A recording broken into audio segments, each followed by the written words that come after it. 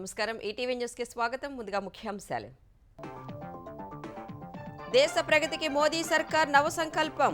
ఉద్యోగాల కల్పనకు పెద్దపీట. దీర్ఘకాల అభివృద్ధికి దోహదం చేస్తుందన్న పారిశ్రామిక వర్గాలు. విపక్ష పాలిత రాష్ట్రాలపై కేంద్రం వివక్ష చూపిందన్న ఇండీ కూటమి. నేడు నిరసన తెలపాలని నిర్ణయం. 27న నీతి ఆయోగ్ భేటీ బహిష్కరణ. కేంద్ర బడ్జెట్లో ఆంధ్రప్రదేశ్పై వరాలు. అమరావతి, పోలవరానికి ఆర్థిక మద్దతు. పారిశ్రామిక అభివృద్ధికి దోహదం చేసేలా మౌలిక వసతులు.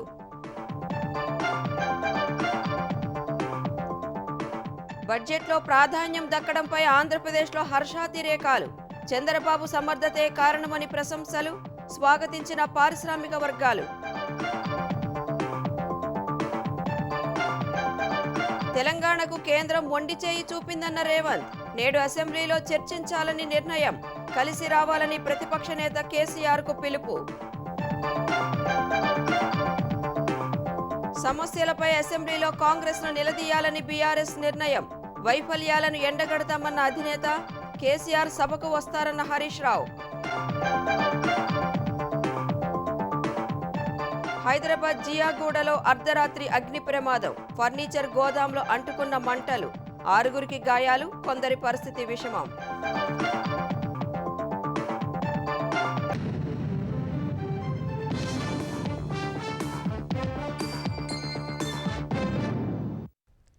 కేంద్రంలో మూడోసారి అధికారంలోకి వచ్చిన మోదీ 3.0 సర్కార్ తన తొలి బడ్జెట్లో నవ సూత్రావళిని ఆవిష్కరించింది.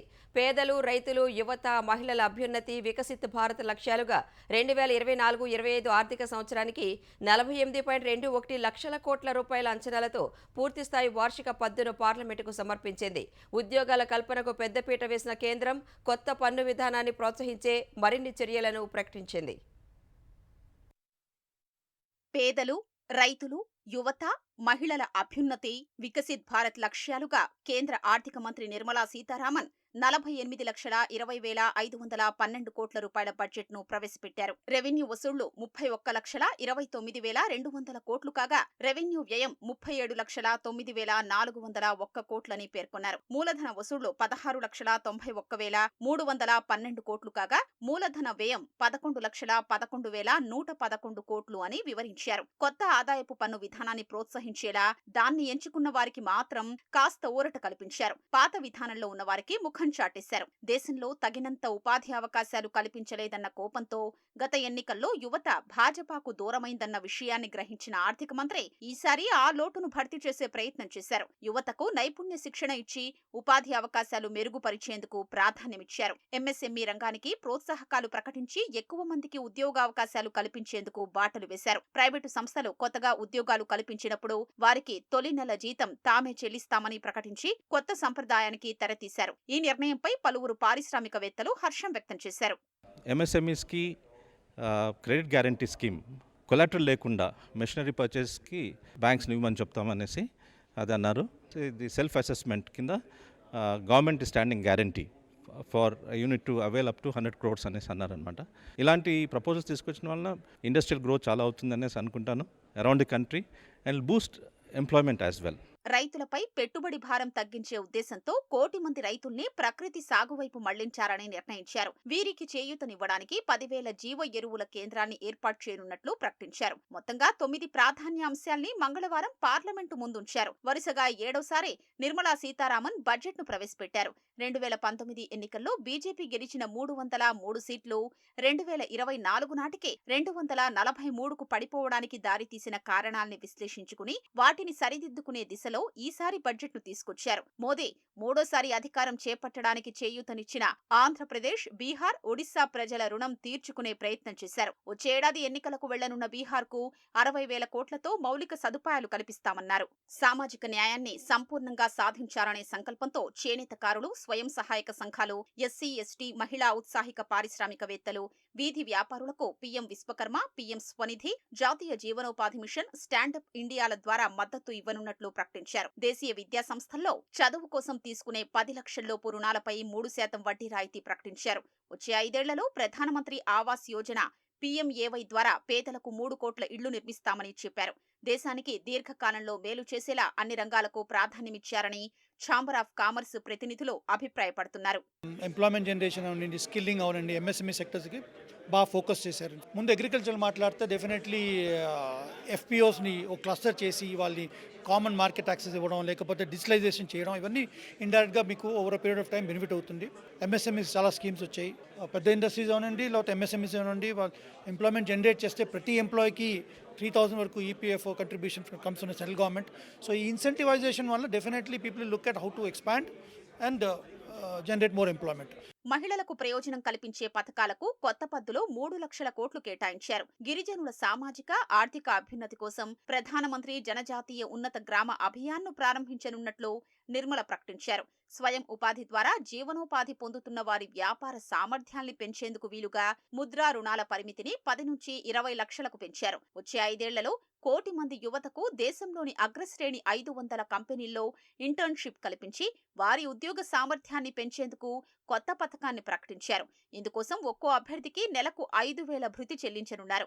దేశంలో 5 ఏళ్లలో 4.1 కోట్ల మంది యువతకు ఉపాధి, నైపుణ్యం, ఇతర అవకాశాలు కల్పించడానికి 2 లక్షల కోట్లు కేటాయించారు. 100 నగరాల్లో పారిశ్రామిక పార్కుల అభివృద్ధి చెయ్యాలని నిర్ణయించారు. వచ్చే 5 ఏళ్లలో పట్టణ పేదల కోసం 10 లక్షల కోట్లతో 1 కోటి ఇళ్లు నిర్మించాలని సంకల్పించారు. ఇందుకు కేంద్ర ప్రభుత్వం ద్వారా 2.2 లక్షల కోట్లు సమకూర్చాలని నిర్ణయించారు.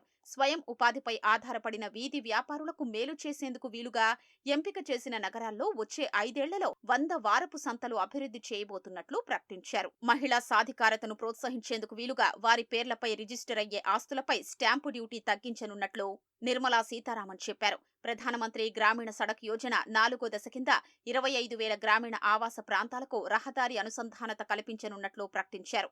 దేశాన్ని ప్రపంచంలో 3వ అతిపెద్ద ఆర్థిక వ్యవస్థగా తీర్చిదిద్దడానికి కావలసిన ఉపాధి, ఉద్యోగ, మౌలిక వసతులు, నైపుణ్యం, పారిశ్రామికీకరణ లాంటి ప్రధాన అంశాలకు బడ్జెట్లో అత్యధిక ప్రాధాన్యమిచ్చారు. ఈ లక్ష్యాన్ని సాధించేందుకు ప్రధానమైన మూలధన వ్యయం కోసం ఈ ఏడాది 11.11 లక్షల కోట్లు కేటాయించారు. రాష్ట్రాలు తమ పరిధిలో మౌలిక వసతుల్ని అభివృద్ధి చేసుకోవడానికి 1.5 లక్షల కోట్ల వడ్డీ రహిత రుణాలు ఇవ్వనున్నట్లు తెలిపారు. పరిశ్రమల నుంచి వెలువడే కర్బన ఉద్గారాల్ని తగ్గించేందుకు లక్ష్యాలు నిర్దేశించారు. బడ్జెట్ అన్ని వర్గాలకు మేలు చేసేలా ఉందని ప్రధాని మోదీ ప్రశంసించారు. విపక్షాలు మాత్రం ఈ కేటాయింపులపై పెదవి విరిచాయి. ఆర్థిక మంత్రి నిర్మలా సీతారామన్ ప్రవేశపెట్టిన బడ్జెట్లో విపక్ష పార్టీలు పాలించే రాష్ట్రాలపై వివక్ష చూపారని ఇండియా కూటమి ధ్వజమెత్తింది. ఎన్డీఏ ప్రభుత్వ వైఖరికి వ్యతిరేకంగా పార్లమెంటు లోపల వెలుపల ఇవాళ నిరసన తెలిపేందుకు సిద్ధమైంది. ఢిల్లీలో కాంగ్రెస్ అధ్యక్షుడు మల్లికార్జున ఖర్గే నివాసంలో మంగళవారం నిర్వహించిన ఇండియా కూటమి పార్టీల ఫ్లోర్ లీడర్ల సమావేశంలో ఈ మేరకు నిర్ణయం తీసుకున్నారు. కేంద్ర బడ్జెట్ ముఖ్య ఉద్దేశాన్ని దెబ్బతీశారని, చాలా రాష్ట్రాలకు నిధులు కేటాయించకుండా వివక్ష చూపారని కాంగ్రెస్ ప్రధాన కార్యదర్శి కేసీ వేణుగోపాల్ ఆరోపించారు. ఎన్డీఏ తీరును ఎండగడుతూ నిరసన తెలపాలని నిర్ణయించారన్న ఆయన ఈ నెల 27న జరగనున్న నీతి ఆయోగ్ సమావేశాన్ని కాంగ్రెస్ సీఎంలు బహిష్కరిస్తారని స్పష్టం చేశారు. ఆంధ్రప్రదేశ్ ప్రజలు సార్వత్రిక ఎన్నికల్లో ఎన్డీఏ కూటమికి ఓట్లు కుమ్మరిస్తే ఆర్థిక మంత్రి సీతారామన్ బడ్జెట్లో వరాలు కుమ్మరించారు. గతంలో ఏ బడ్జెట్లో లేని విధంగా ఆంధ్రప్రదేశ్కు ఒక ప్రత్యేక పేరా కేటాయించి నిధులు కేటాయించారు. గత 10 ఏళ్లలో ఏపీకి చేసినంత సాయాన్ని కేంద్ర ప్రభుత్వం ఈ ఒక్క ఏడాదే బడ్జెట్లో ప్రకటించింది. వైకాపా హయాంలో నీలి నీడలు కమ్ముకున్న అమరావతి రాజధానికి రాజసం చేకూర్చేలా 15,000 కోట్లు కేటాయించింది. పోలవరం పనులు పరుగులు పెట్టించేందుకు కేంద్రం హామీ ఇచ్చింది. కేంద్ర బడ్జెట్లో ఆంధ్రప్రదేశ్కు ఈసారి ప్రాధాన్యం లభించింది. ముఖ్యమంత్రి చంద్రబాబు ఈ నెల 4వ తేదీన తొలిసారి ప్రధానమంత్రి, హోంమంత్రులను కలిసి చేసిన విజ్ఞప్తుల్ని దాదాపు యథాతథంగా బడ్జెట్లో చేర్చిన ఆర్థిక మంత్రి నిధులు ప్రతిపాదించారు. రాజధాని అమరావతి నిర్మాణానికి ఈ ఏడాది 15,000 కోట్ల రూపాయలు ఇవ్వనున్నట్లు తెలిపారు. భవిష్యత్తులోనూ అదనపు కేటాయింపులు చేస్తామన్నారు. పోలవరం ప్రాజెక్టును వేగంగా పూర్తి చేయడానికి కట్టుబడి ఉన్నట్లు ప్రకటించారు. వెనుకబడిన 8 ఉమ్మడి జిల్లాలకు నిధులు కేటాయించనున్నట్లు స్పష్టం చేశారు. ఆంధ్రప్రదేశ్తో పాటు అక్కడి రైతుల జీవనాడి అయిన పోలవరం సాగునీటి ప్రాజెక్టుకు ఆర్థిక వనరులు సమకూర్చడానికి, శరవేగంగా నిర్మాణం పూర్తి చేయడానికి తమ ప్రభుత్వం సంపూర్ణంగా కట్టుబడి ఉందని తెలిపారు. ఏపీ విభజన చట్టం కింద పారిశ్రామికాభివృద్ధిని ప్రోత్సహించడానికి వీలుగా విశాఖ చెన్నై పారిశ్రామిక కారిడార్లోని కొప్పర్తి నోడ్, హైదరాబాద్ బెంగళూరు పారిశ్రామిక కారిడార్లోని ఓర్వకల్లు నోడ్లకు అత్యవసర మౌలిక వసతులైన నీరు, విద్యుత్, రైల్వే, రహదారి కల్పనకు నిధులు అందించనున్నట్లు చెప్పారు. విభజన చట్టంలో చెప్పినట్లు రాయలసీమ, ప్రకాశం, ఉత్తరాంధ్రలో జిల్లాల్లో వెనుకబడిన ప్రాంతాలకు గ్రాంట్లు అందించనున్నట్లు తెలిపారు. బీహార్, జార్ఖండ్, పశ్చిమ బెంగాల్, ఒడిశా,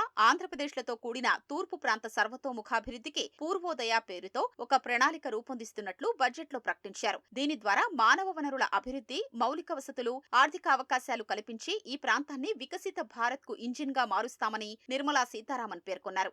గత 10 ఏళ్లలో ఆంధ్రప్రదేశ్ కు చేసినంత సాయాన్ని కేంద్ర ప్రభుత్వం ఈ ఒక్క ఏడాదే ప్రకటించింది. ఇదివరకు ఐఐటి, ఐఐఎస్సీఆర్, గిరిజన విశ్వవిద్యాలయం, వ్యవసాయ వర్సిటీ, ఎయిమ్స్, రాజధాని నిర్మాణం, వెనుకబడిన 7 జిల్లాలు, పోలవరం ప్రాజెక్టుకు కలిపి కేంద్రం 22,380 కోట్ల రూపాయలు ఇచ్చింది. ఇప్పుడు ఈ ఒక్క ఏడాదే అమరావతికి 15,000 కోట్లు సమకూర్చనున్నట్లు ఆర్థిక మంత్రి నిర్మలా సీతారామన్ తన బడ్జెట్ ప్రసంగంలో ప్రకటించారు. పోలవరం ప్రాజెక్టు తొలిదశ పూర్తికి అవసరమైన 12,157 కోట్లు ఇవ్వడానికి ప్రభుత్వం సిద్ధంగా ఉన్నట్లు తెలుస్తోంది. తద్వారా పోలవరం పరుగులు పెట్టనుంది. ఇదివరకు వెనుకబడిన జిల్లాల్లో రాయలసీమలోని 4, ఉత్తరాంధ్రలోని 3 జిల్లాలు కలిపి మొత్తం 7 జిల్లాలకు ఒక్కోదానికి ఏటా 50 కోట్ల చొప్పున 350 కోట్లు సమకూర్చారు. ఇప్పుడు ప్రకాశం జిల్లాను కూడా చేర్చడం వల్ల మరో 50 కోట్లు అదనంగా లభించనుంది. ఓర్వకల్లు, కొప్పర్తి పారిశ్రామిక నోడ్లకు అవసరమైన రైలు, రోడ్డు, విద్యుత్, నీటి సౌకర్యం కల్పిస్తామని చెప్పడం వల్ల ఆ ప్రాంతంలో పారిశ్రామికీకరణ వేగం పుంజుకొనుంది. పూర్వోదయ ప్రణాళిక కింద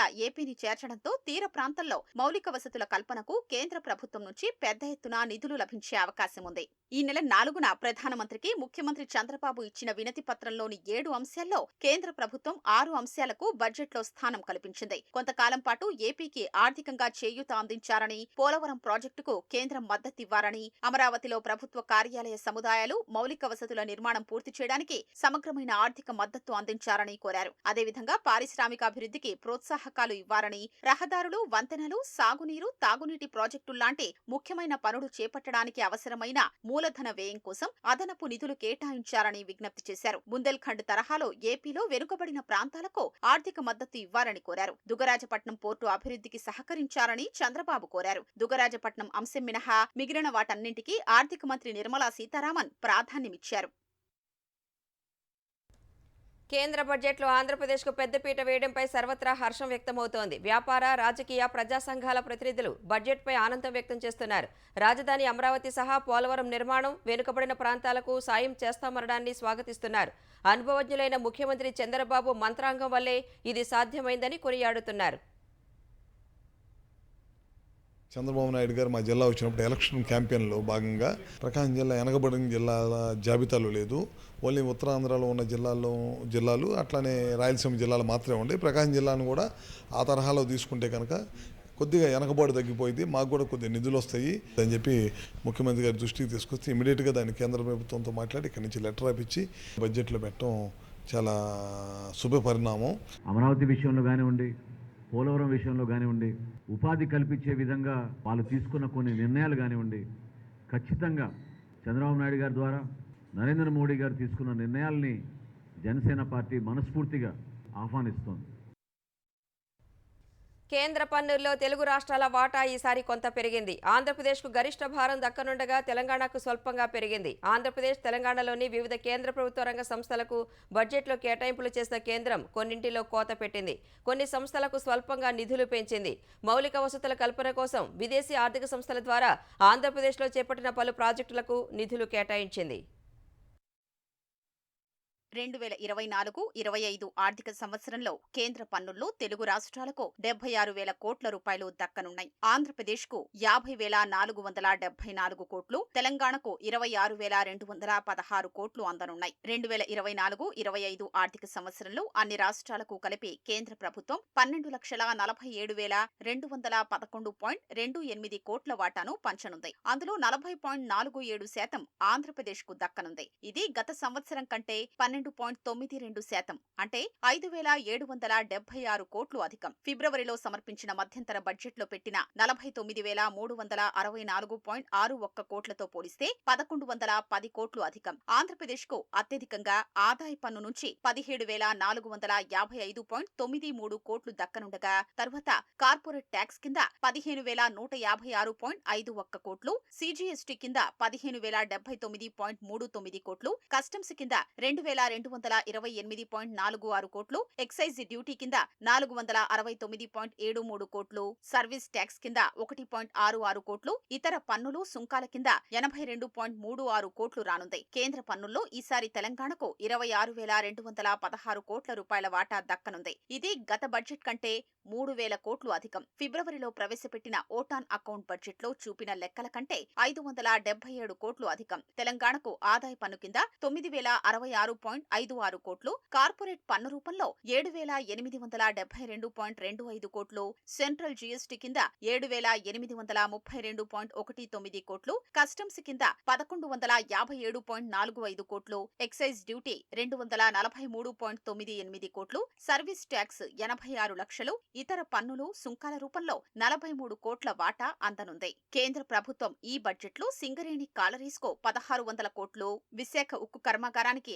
620 కోట్లు కేటాయించింది. క్రితం సారితో పోలిస్తే సింగరేణి కేటాయింపుల్లో 50 కోట్లు, విశాఖ స్టీల్ ప్లాంట్ కేటాయింపుల్లో 63 కోట్లు కోత పెట్టింది. 2024-25 వార్షిక బడ్జెట్ పద్దులు ఈ విషయాన్ని వెల్లడించాయి. దేశంలో అణు ఇంధన కార్యక్రమాన్ని కొనసాగించడానికి అవసరమైన ఖనిజాన్వేషణ చేస్తున్న హైదరాబాద్ లోని ఆటమిక్ మినరల్స్ డైరెక్టరేట్ కు 352.81 కోట్లు కేటాయించారు. క్రితం సారి కంటే ఇది 12 కోట్లు అధికం. హైదరాబాద్ ఐఐటి కేటాయింపుల్లో 400 కోట్లు కోత పడింది. గతేడాది 522 కోట్లు కేటాయించగా ఈసారి అది 122 కోట్లకు పరిమితమైంది. ఏపీ, తెలంగాణలోని గిరిజన విశ్వవిద్యాలయాలకు ఈసారి ప్రత్యేకంగా కేటాయింపులు జరపలేదు. వాటి కేటాయింపుల్ని సెంట్రల్ యూనివర్సిటీ గ్రాంట్లలో విలీనం చేయడం వల్ల ప్రత్యేకంగా కేటాయింపులు కనిపించలేదు. ఆంధ్రప్రదేశ్ పునర్విభజన చట్టం ప్రకారం విశాఖపట్నంలో ఏర్పాటు చేసిన ఇండియన్ ఇన్స్టిట్యూట్ ఆఫ్ పెట్రోలియం ఎనర్జీకి 168 కోట్లు కేటాయించారు. 2023-24లో ప్రతిపాదించిన 30 కోట్లతో పోలిస్తే ఈసారి 78 కోట్లు పెంచారు. హైదరాబాద్ జాతీయ గ్రామీణాభివృద్ధి పంచాయతీరాజ్ సంస్థకు 10.84 కోట్లు కేటాయించారు. గతేడాది పోలిస్తే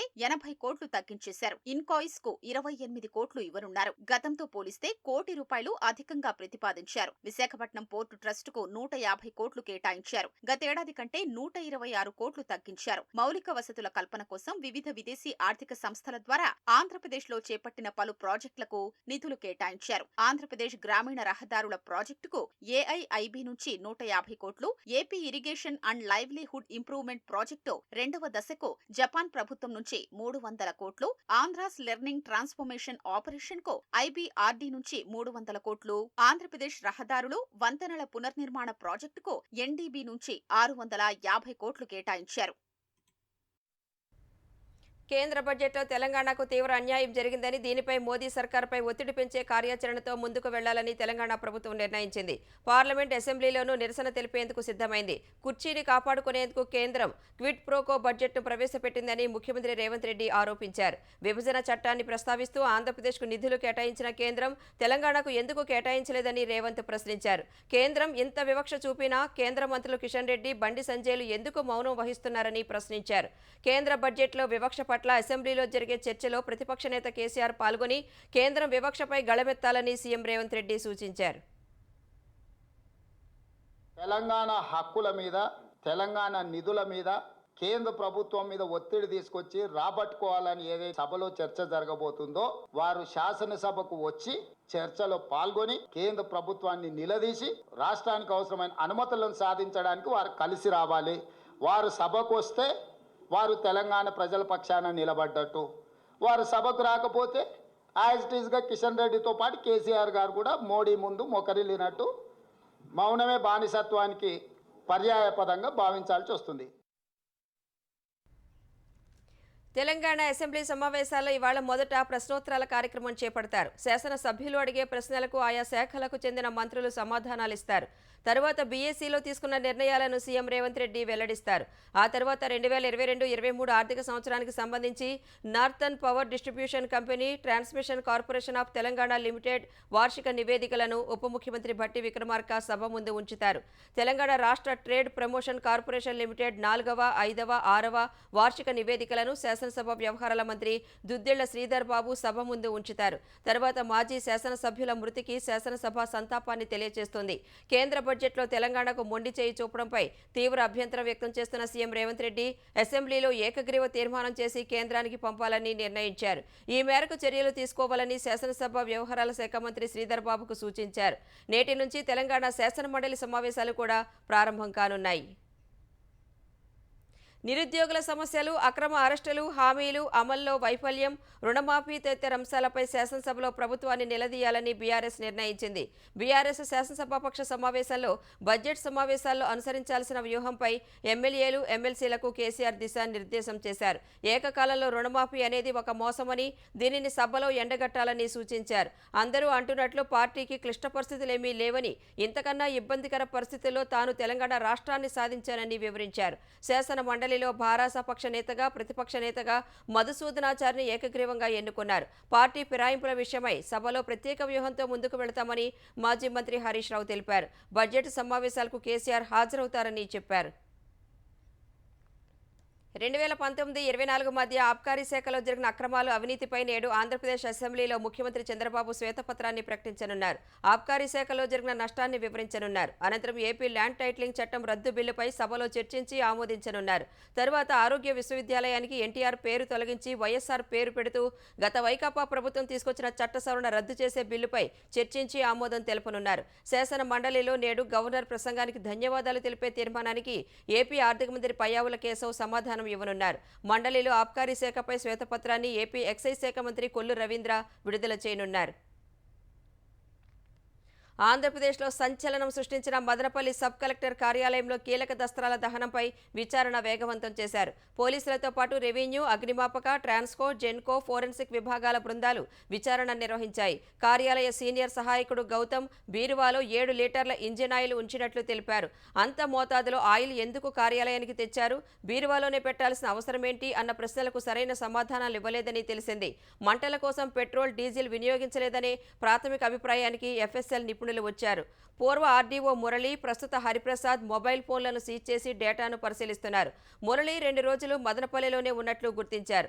మాజీ మంత్రి పెద్దిరెడ్డి పేరు చెప్పుకుని మదనపల్లె పరిసరాల్లో భూదందాలు సాగించిన రామచంద్రారెడ్డి కీలక అనుచరుడు మాధవ్ రెడ్డి పరారయ్యారు. ఆయన నివాసంలో 2 సంచుల్లో ఉన్న దస్త్రాలను పోలీసులు స్వాధీనం చేసుకున్నారు. హైదరాబాద్లో భారీ అగ్ని ప్రమాదం జరిగింది.